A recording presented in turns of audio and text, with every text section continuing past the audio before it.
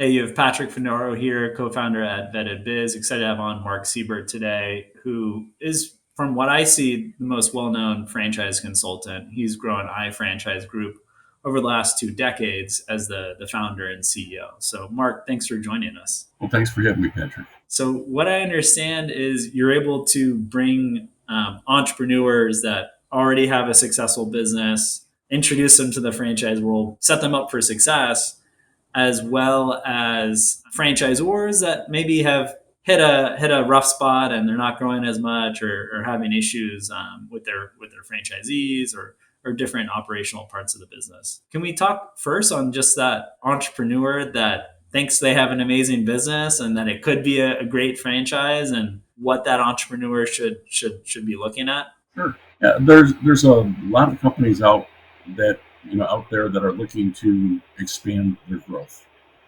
but for one reason or another, they may be constrained, and usually they're constrained either because of capital. They don't have enough capital to grow as fast as they'd like. They don't have the team. They don't have the people to grow and have highly motivated management, or they don't have the time to grow and to devote the resources to it. So time, people, or money are constraining them for one reason or another. And those companies oftentimes will look at franchising as a means of growth. In franchising, you are using other people's capital. You're using other people to be owner operators, and those owner operators are going to you're going to be able to leverage their time to get into to have them help you to build out your business model. And so there's a lot of people getting into franchising. And what we do is we help those folks to get into franchising and do it successfully. And there's sort of a predictable set of services that a new franchisor typically needs. And we help them to sort of navigate the process of becoming a franchisor. And in terms of the business, do you want to see they already have 3, 5 units in operations with net positive cash flow, or is just one enough? Like, what are some like kind of basics? And obviously, there's always exceptions that you look at before taking on an entrepreneur. That's right. And so we look for them to have what we consider to be a franchisable business model to start. And that is going to start with them having an operating prototype that's profitable. They don't have to have more than one. So when we started working with Massage Envy, as an example, John Leonicio over there had one prototype that had opened up, and that was it. And they were in the process of opening up their second location, but they had not opened it yet. So it was really, just one operating location. But what we look for are really three major criteria. First of all, we want to believe that we can sell franchises. And to believe that, you have to sort of look at, is the business credible? Is it unique? Does it have a unique selling proposition? Are the founders credible? Do we have something to sell here? Does it have a sizzle factor?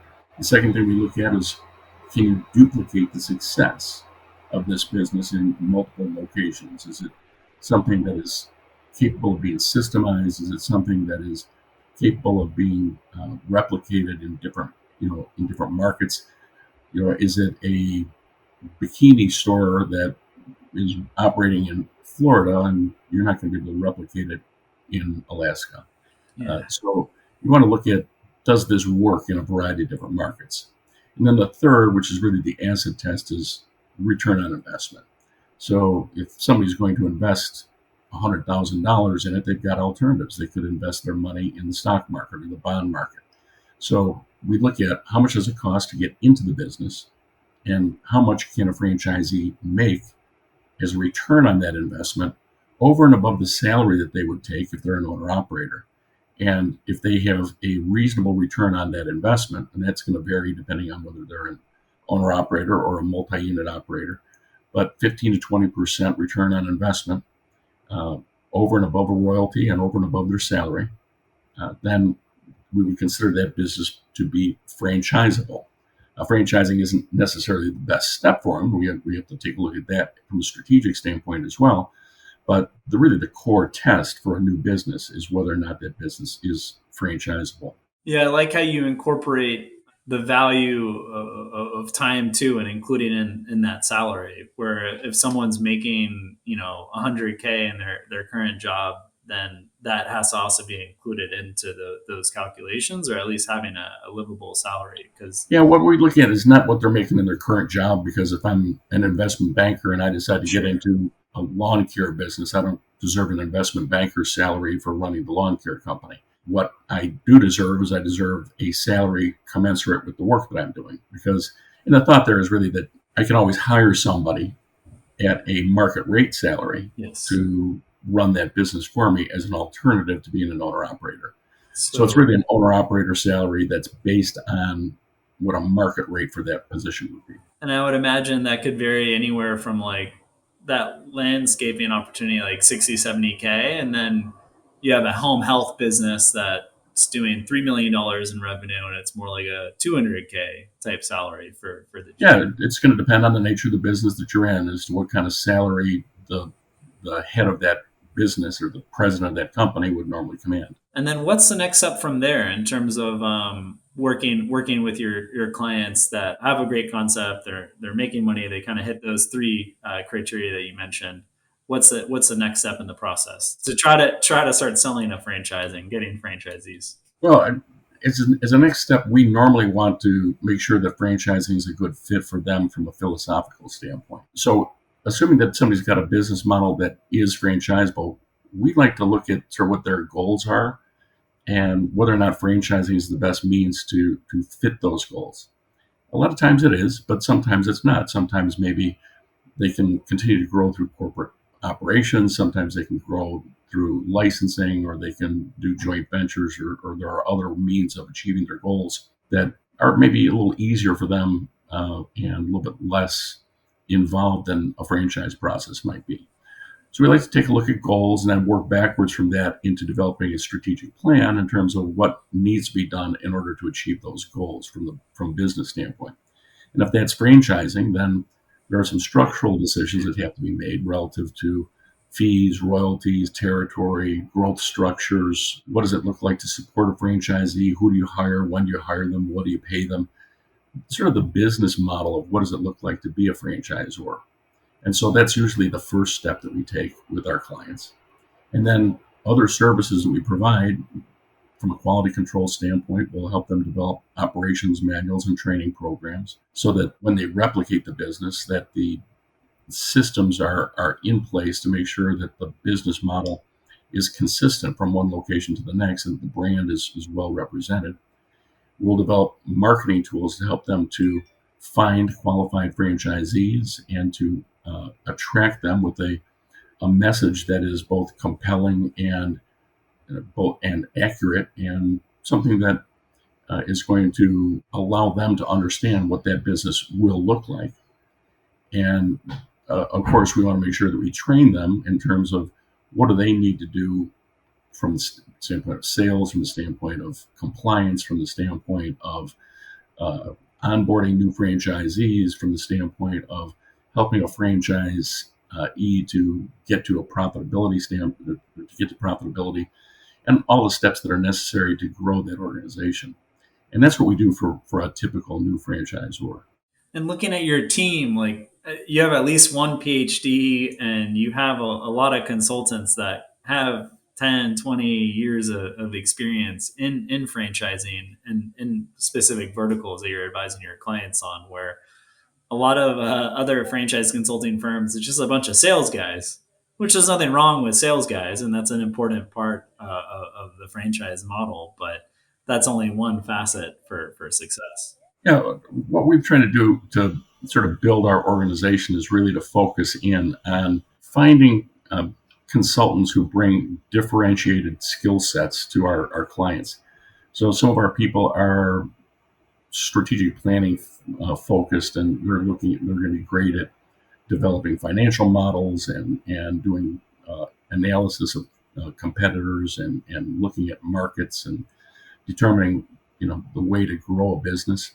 Others are very quality control focused and really focused in on how do we, they're very exact in terms of systems and things of that nature to make sure that the brand is going to be well represented.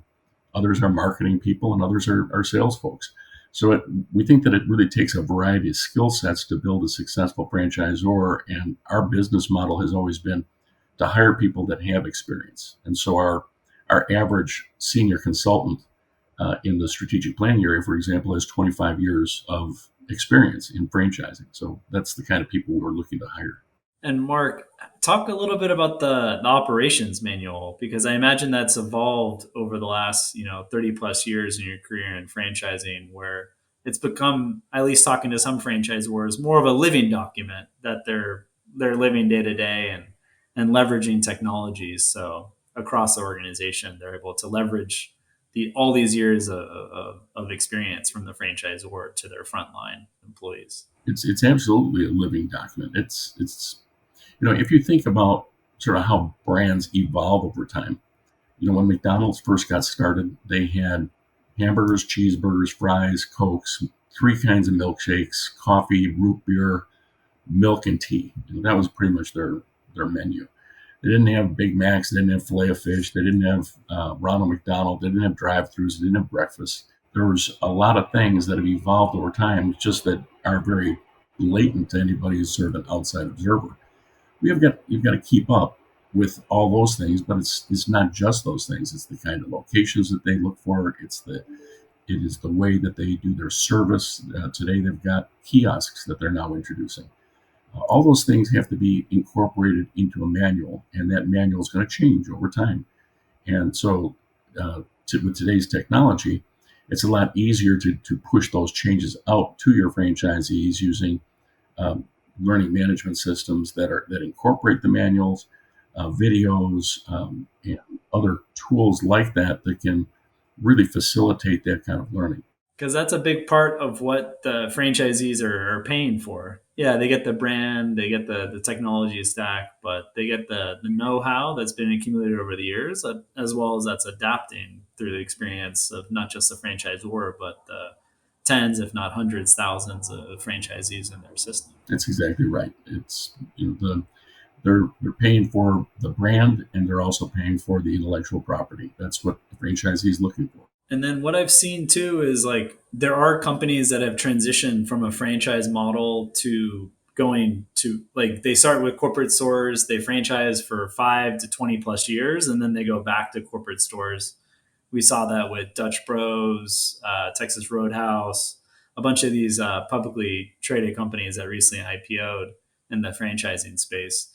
What do you tell these entrepreneurs? Like, how long should they really commit to franchising for it to make financial sense and have fulfillment for what they're going to be doing with their career? I mean, we see it both ways, frankly. In addition to some companies that are buying back their franchises, we've seen other franchisor companies that are selling off corporate locations as franchises. So we did a program for Rent-A-Center recently where they Oh, sold great. off many of their locations as franchise units. It was very successful and has had a profound impact on their stock price. We did a program like that for Denny's. So it really goes in both directions, and it's a strategic choice as to whether or not you want to have more corporate locations or more franchise locations. The addition of corporate locations is a capital allocation question in terms of what do you want your balance sheet to look like. And if you've got a lot of cash and these units are performing well, one of the things that businesses will sometimes do is buy back locations. They've had the chance to grow. Now they're making so much money as a franchisor, they can afford to buy it back. Other times people want to go with an asset light strategy, and they recognize that or franchisees will outperform corporate managers oftentimes by 10% or more in terms of unit level revenues, and they will therefore sell off some of their locations. So you see it really both ways, and there's not really one set strategy where you can say definitively this is the right time to Sure. buy or sell. It's really based on so many different factors that you have to take the individual business into account when making decisions like this. Are there any unique industries that you've started working on client cases with, or even prospective clients where you're like, oh, this industry is hot, like this is going to be a great fit for the franchise model, and it's easy to scale throughout the U.S. easy to scale. I'm not sure that I would say that, but there's certainly some unique industries that have started franchising more recently that are a little bit hotter, or some of which are looking to be hot sometime soon. So one of those is medical franchising in particular. So one of our clients is a company called QC Kinetics, which is a pain management franchise that has sold 400 franchises in their. I had the president and one of the franchisees on Oh, a few really? months ago. Okay. So they've sold 400 some odd franchises. Last I talked to them, and that was only a few years. It's been very, very hot. But throughout sort of, and we've got a number of these. The My Eye Lab has sold hundreds, and a number of others that have done very well in sort of the general healthcare space. Healthcare is not the easiest place to franchise. We have sort of a specialty group that does that as sort of a practice area that's led by one of our consultants who happened to come from a background at Provision Center, and he really is very well acquainted with that area. And we've written white papers on this that have been presented to the American Bar Association about some of the more complex issues there. Another area where people are starting to get into it is cannabis. Cannabis is complicated by some of the laws at the federal level that make it difficult to obtain trademarks or have banking relationships uh, uh, or other sort of complications relative to tax accounting that really make it very difficult for cannabis franchisors at this time, based on the federal categorization of what cannabis is considered to be from a drug category. But at a state level, there are a number of franchisors that have started to franchise, and one anticipates that this is going to be something that will also be a hot area of growth. We've seen this in Canada, for example, where it's done pretty well. So we're expecting that's going to continue. And then we're seeing, of course, a lot of growth in some of the traditional areas of franchising as well. When do you advise your clients to start considering international growth? Because I imagine for a lot of business models, they can have like 1,500 units across the US, if not many more, but they won't get to that full capacity before they start expanding internationally. Again, it's something that I would say is sort of on a case by case basis in terms of when people are ready, but generally it's later than they think. Um, for the most part, we don't want people going international until they're really prepared for international, unless they have just the absolute right partner for it. And that doesn't fall into people's laps very frequently. With Shake Shack, they got Al Shaya in the Middle East, and that actually fueled a lot of their early growth. But with many franchisors, they'll get inquiries from companies that might want to take them abroad, but it's not Al Shaya. It's not some mega franchisee that has multiple brands in markets and has huge teams put together to roll these things out. It's somebody who has a great vision, but maybe doesn't have the kind of resources that companies like Al Shaya might have, and that kind of allure to going international can be very tempting to companies with the big upfront fees or the allure of being an international franchisor. But it's a lot of work. It is a lot of risk, and it takes your eye off the domestic ball to go international. So with most of our clients, we tell them focus on the domestic growth, and then when you're ready to grow internationally, you will already have some pretty substantial resources here to support international, and you'll have the kind of bandwidth to be able to support that as well.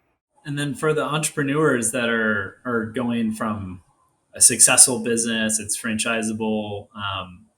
Is it usually bootstrapped, or do they have venture capital injection or some private equity? What do you generally see as like how's the capital formation when they come to you and they're starting to franchise the business? Generally speaking, they have not yet gotten outside investors by the time they come to us. The people who are coming to us the franchise, the private equity world is looking for companies that are already franchising, as opposed to companies that are thinking about franchising. So with most of our clients, the private equity world starts getting interested in them once they've started to sell franchises and once they've demonstrated they can be successful as a franchisor. So while whether it's bootstrapped or whether it's maybe some private investors or local investors or friends and family, it's usually not institutional investors that are investing early in the process. Is there like a certain growth cycle of a franchise system where having that growth capital from PE really helps out, like in terms of unit count or EBITDA? Like, have you seen it where it's like, okay, this is the time to you've grown this business a certain amount as a founder, and now you should really start considering outside capital? Yeah, I wouldn't. Honestly, I wouldn't look at it like that. From my perspective, we try to look at it from the standpoint of the equity owner's goals. So my first question for anybody who's thinking about franchising is going to be, what are your goals? What are you looking to get out of this business? This business is here to serve you, as opposed to, this business is here for growth on its own. And so we try to say, what are you looking to get out of this business? And are you looking to sell the business for $10 million in 5 years, 20 million, 50 million? Let's engineer something that will get you to that number and get you to that goal, and reverse engineer what you have to do in terms of getting down to tactics in year 1, year 2, year 3 to get you to that goal in year 5 or whatever that happens to be. There are certainly times when entrepreneurs will outstrip their ability to manage the kind of growth that they get. That varies based on the entrepreneur. Some entrepreneurs grow into the role and they can manage the growth to very substantial kinds of companies. There are other people that get to a certain level of growth, and if they don't bring in outside management, they don't bring in a new team, then they find it very difficult to grow, and things will stall out for them, or worse, they will end up in some kind of downward spiral. So it's really more entrepreneur specific when it comes to the managerial question. Let's talk about some of those franchisor, all anonymous, the clients that have hit that downward spiral or growth has stalled that you've helped out. What are some common reasons where the franchisor comes to you and is like, Mark, I need help? Um, I don't want, relative to the franchise, I don't want to get into some specifics here because Exactly. I don't know if that would be appropriate, but there are companies that I've not worked with that I can talk about. So, for example, if you look at one problem in franchising is occasionally companies will grow far faster in their ability to support their franchisees. So, for example, Curbs, if you remember the Curbs Oh franchise, yeah. they grew to 6,000 franchises in 7 years. And today they've got, I think, about 400 left. The problem was that they were more focused on growth than they were on franchisee success. They didn't build a business model where their franchisees could sustain that success. They opened up a lot of locations that weren't capable of succeeding and sold a lot of franchises to people who weren't capable of being successful. That focus on hyper growth was something that was, ultimately their downfall. So making sure you have a plan for being able to grow at a rate that is sustainable and that will allow your franchisees to be successful is very important. So that's sort of an area of where a franchisor's game plan for growth was not well thought through from a strategic standpoint. There are companies that, from the standpoint of marketing, simply don't know what they need to do in order to attract the right numbers or the right quality of leads. So we will get clients who come to us where they are running cost per sale. When we talk about franchisors and cost per sale, we're talking about selling a franchise. when a franchisor sells a franchise, they're normally getting a cost per sale in the range of around $10,000. And then they sell a franchise for $35,000 franchise fee. But we'll see sometimes people will come in with cost per sale that might be $20,000, $30,000, $40,000 cost per sale numbers. And those numbers are, really very, very high. Sometimes franchisors don't have the kind of budget that they need, or they don't know how to allocate that budget properly. So we have to go and analyze what they're doing from a sales standpoint. We have a franchise marketing and sales audit process that basically looks at the 4 primary drivers of sales success and 24 different sub-drivers of that success that does essentially an analytic of each one of those things, where we diagnose in each one of those specific sub-drivers what kinds of issues might be causing the problem. It's usually not one thing that's 100% broken. It's usually 14 things that need to be tweaked a little bit. And so we will go through and say, these are the different tweaks that need to happen to improve your franchise marketing, your franchise sales.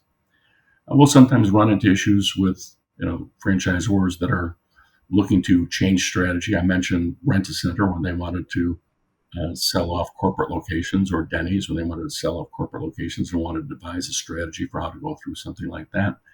We'll talk to franchisors who are having problems with quality control, and they need to improve quality at the unit level, and maybe they need to update their operations manuals, or maybe they need to update their systems that are involved in doing those kinds of things.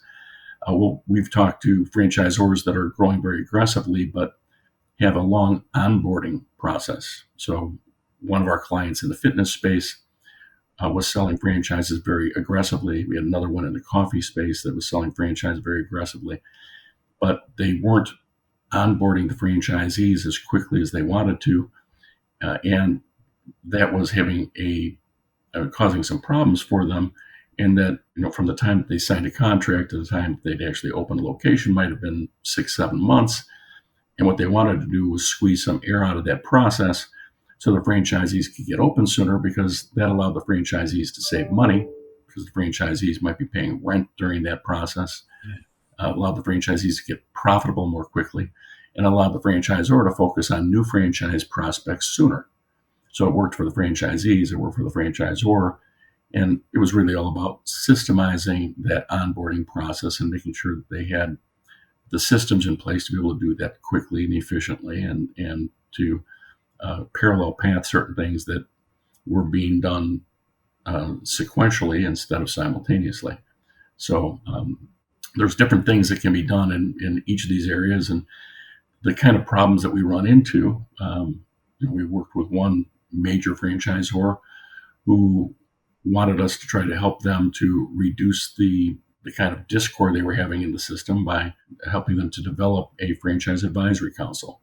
So there's a lot of different kinds of things that we will do with companies to help them achieve best practices as a franchisor. You mentioned some interesting, what could be metrics for franchisors to track, from the time a franchisee signs an agreement to the time that they open up. Are there any other metrics? One that I've toyed with is the head count at the franchisor level compared to unit count. Is there any kind of metrics that you and your colleagues study it for measuring franchisor support? I guess what I would say is, anytime that you look at any of these metrics, you almost always have to go deeper than just franchising as a collective, because when you're talking, you have to go to the industry and compare apples to apples. It could be food. It could be it should be more specific quick service restaurant franchises. Exactly. And looking just at that subset. But as a general rule, top quartile franchisor performance we look at a staffing ratio somewhere between 9 and 11 to 1. Between 9 and 11 franchises to every 1 employee at maturity. So, and that's it. The things that will impact that is how fast are you growing, how much support are you providing, what kind of business you're in, how closely you cluster your locations together, whether or not you're doing area development franchising or sub-franchising, or what people call area representative franchising. So there's a number of things that will impact that, and you know, as you said, there's a big difference between being in the carpet cleaning business and the food service business. The carpet cleaning business, you're not visiting locations. In the food service business, if you don't do a good job with your food safety, you can kill your clients. So it's Thanks for having. there's different standards for what you need to be doing to make sure that your units are run well. Any recent success stories that you'd mind sharing today for the audience, whether it be franchise clients that you've already mentioned a few, like with the refranchising efforts, but any ones that you took from corporate locations to, new to franchise, or a franchisor that was able to take it to the next level working with iFranchise? I mentioned several of the ones that we've started with, Nothing But Cakes, or with Massage Envy and QC Kinetics, but others that have hit it big in recent years. American Shaman, Big Blue Swim Schools. Oh yeah. We got literally hundreds of these companies out there that have done very, very well. I've got on my website, I've got probably 100 different testimonial videos that are from various different clients, all of which have done very well. A number of which have been acquired by private equity in recent years, and so it's hard to single out sort of your favorite child out of that bunch. For sure. We'll include a link to your testimonial section of your website. Oh, thanks. Mark, what's the best way to, I guess, further explore? I know you wrote a book. We can include that link to Amazon. You give an excerpt from the book on your website. Is it better someone starts there, or is it better they, if they seem qualified based on listening to this today, that they just reach out directly to you or one of your colleagues? Yeah, if they go to our website, there's a link there where they can fill out some information, and we'll send them a free book if they, they're interested in franchising, and they've got a business that might be a good fit for a franchise. I'm happy to send them a book with my compliments. I've written a few books, but there's one in particular that's on how to franchise a business that might be appropriate for some of your audience that are just thinking of getting into it for the first time. If it's somebody who's more of a franchisor, I can send them a book on sort of systemization, which is called the multiplier model, which would be another one that might be of some value to them. But on our website, there's a lot of information. It's ifranchisegroup.com, and a lot of information about, we've got some informational videos there, and some other information that they could access in terms of different articles that have been written, white papers that have been written. We've got an actual library of information there that they can download online. So hopefully that would give them a good start. We also have a group of people at our company that if they provide us with their contact information, they can do a preliminary analysis for them and provide them additional information.